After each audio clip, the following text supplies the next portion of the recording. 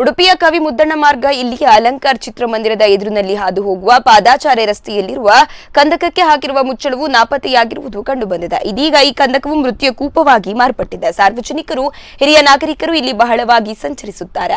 ಸಾರ್ವಜನಿಕರು ಎಡವಿ ಬೀಳುವ ಸಾಧ್ಯತೆ ಇದ್ದು, ನಗರಸಭೆಯವರು ತಕ್ಷಣ ಕಂದಕಕ್ಕೆ ಚಪ್ಪಡಿ ಅಳವಡಿಸಬೇಕೆಂದು ಉಡುಪಿ ಜಿಲ್ಲಾ ನಾಗರಿಕ ಸಮಿತಿಯ ಕಾರ್ಯಕರ್ತರಾದ ನಿತ್ಯಾನಂದ ಒಳಕಾಡು, ತಾರನಾಥ್ ಮಿಸ್ತ ಶೀರೂರು ಆಗ್ರಹ ವ್ಯಕ್ತಪಡಿಸಿದ್ದಾರೆ.